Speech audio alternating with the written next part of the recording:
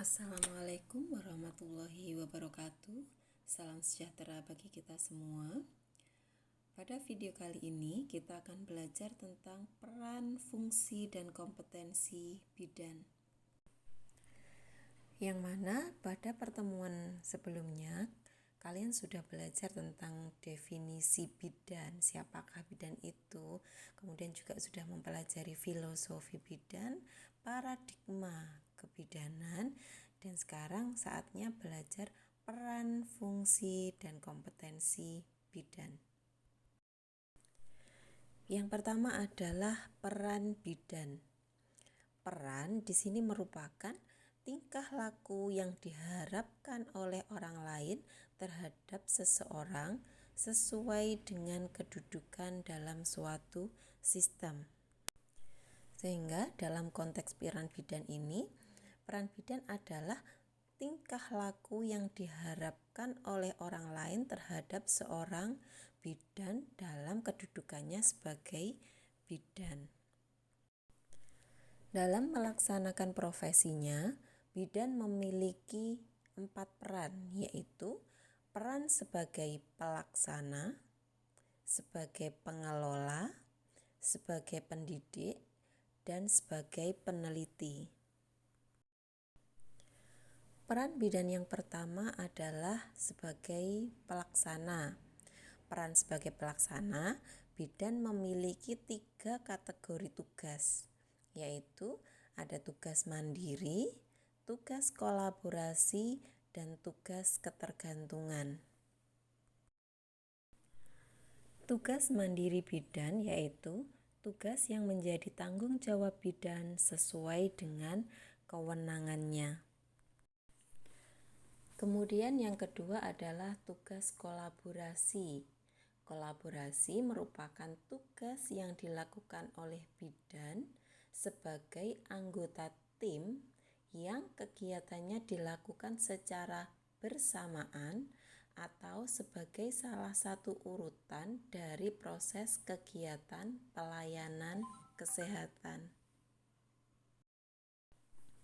Kemudian peran bidan sebagai pelaksana yang ketiga yaitu tugas merujuk atau tugas ketergantungan.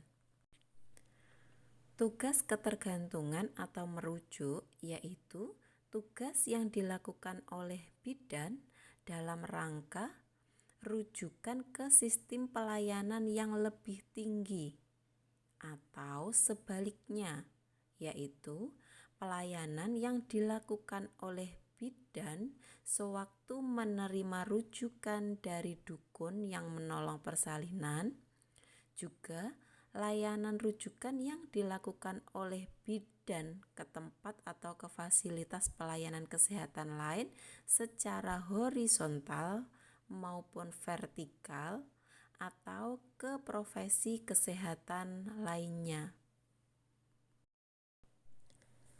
Seorang bidan dalam melakukan perannya sebagai pelaksana, ada beberapa langkah yang perlu untuk dilakukan.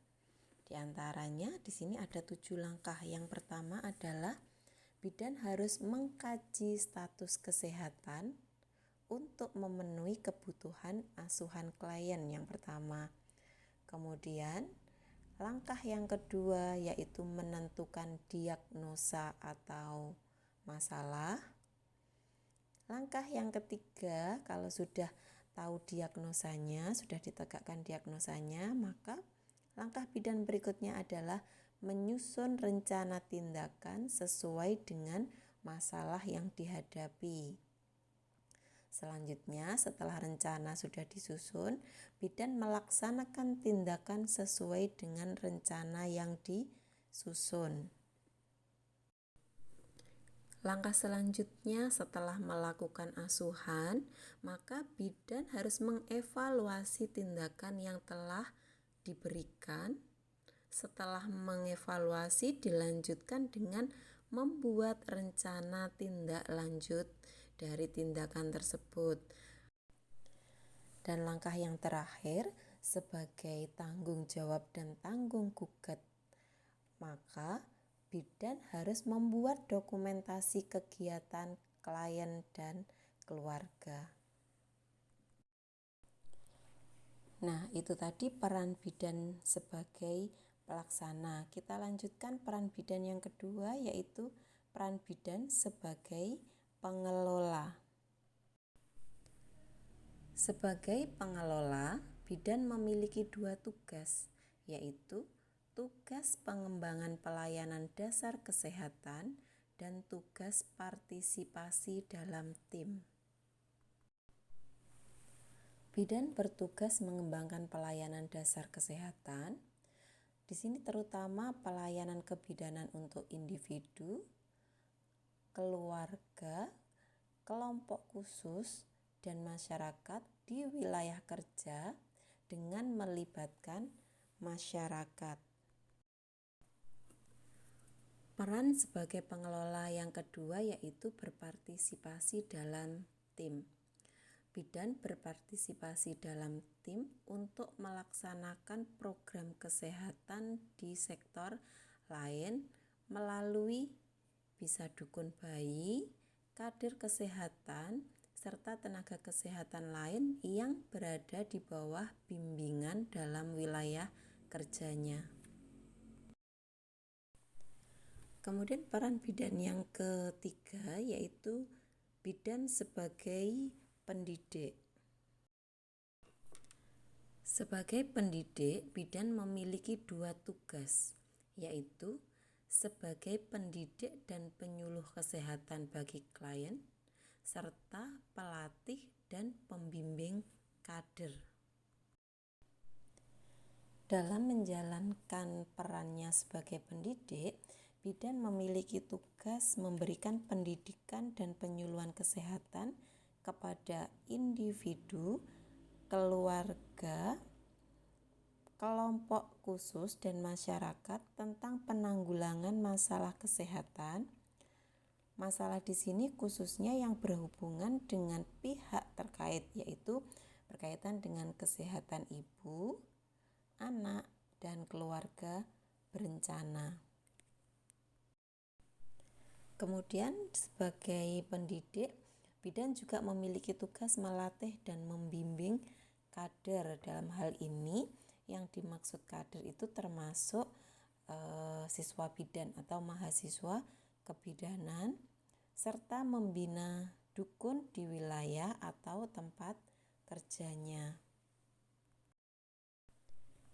Yang keempat atau yang terakhir yaitu peran bidan sebagai peneliti. Dalam melaksanakan perannya sebagai peneliti, maka bidan memiliki tugas melakukan investigasi atau penelitian terapan dalam bidang kesehatan, baik secara mandiri maupun berkelompok. Dalam hal ini masalah kesehatan yang dimaksud dalam lingkup kesehatan ibu dan anak serta keluarga berencana. Nah, itu tadi 4 peran bidan menurut PPIB 2006. Selain menurut PPIB tahun 2006, di sini peran bidan juga diatur di dalam Undang-Undang Republik Indonesia Nomor 4 Tahun 2019 tentang kebidanan, di mana peran bidan ini tertuang pada pasal 47 pada ayat 1 yang berbunyi dalam penyelenggaraan praktek kebidanan, bidan dapat berperan sebagai pemberi pelayanan kebidanan, pengelola pelayanan kebidanan, penyuluh dan konselor, pendidik, pembimbing, dan fasilitator klinik, sebagai penggerak peran serta masyarakat dan pemberdayaan perempuan, dan atau sebagai peneliti. Setelah kita belajar tentang peran bidan, kita lanjutkan pada materi fungsi bidan. Apa sih yang dimaksud dengan fungsi bidan? Fungsi merupakan pekerjaan yang harus dilakukan sesuai dengan perannya. Jadi kalau kita bicara fungsi bidan, nanti kita akan bicara berkaitan dengan perannya. Apa sih pekerjaan yang harus dilakukan bidan sebagai tadi perannya sudah dijelaskan, perannya sebagai pelaksana. Kemudian apa sih pekerjaan yang harus dilakukan bidan pada perannya sebagai pengelola? Apa sih yang harus dilakukan bidan sebagai perannya sebagai pendidik? Serta apa sih yang harus dilakukan bidan dalam rangka melaksanakan perannya sebagai peneliti? Jadi itu tadi penjelasan tentang peran dan fungsi bidan. Apabila seorang bidan melakukan peran, fungsi, dan tanggung jawabnya dengan baik, maka dikatakan bidan tersebut berkompeten. Kalau kita bicara kompeten, kita juga bicara kompetensi. Apa sih yang dimaksud dengan kompetensi? Kompetensi adalah kemampuan yang dilandasi oleh pengetahuan, keterampilan, dan sikap yang harus dimiliki oleh bidan dalam melaksanakan praktek kebidanan pada berbagai tatanan pelayanan kesehatan secara aman dan bertanggung jawab sesuai dengan standar sebagai syarat mampu oleh masyarakat. Pengertian kompetensi ini berdasarkan IB 2014. Sedangkan area kompetensi bidan ini tertuang dalam Kepmenkes RI, Keputusan Menteri Kesehatan Republik Indonesia nomor 320 tahun 2020 yang mengatur tentang standar profesi bidan. Dalam Kepmenkes ini disebutkan bahwa area kompetensi bidan itu ada 7. Area yang pertama yaitu etik legal dan keselamatan klien. Yang kedua, komunikasi efektif. Yang ketiga, pengembangan diri dan profesionalisme. Yang keempat, landasan ilmiah praktek kebidanan. Yang kelima, keterampilan klinis dalam praktek kebidanan. Yang keenam, promosi kesehatan dan konseling. Dan yang terakhir adalah manajemen dan kepemimpinan. Kompetensi bidan ini menjadi dasar memberikan pelayanan kebidanan secara komprehensif, efektif, efisien, dan aman berdasarkan evidence base kepada klien dalam bentuk upaya promotif, preventif, kuratif, dan rehabilitatif yang dilaksanakan baik secara mandiri, kolaborasi, dan rujukan. Demikian penjelasan singkat tentang peran, fungsi, dan kompetensi bidan.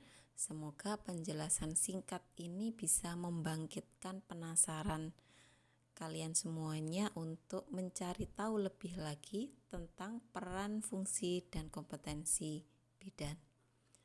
Semoga video ini juga bermanfaat. Terima kasih. Wassalamualaikum warahmatullahi wabarakatuh.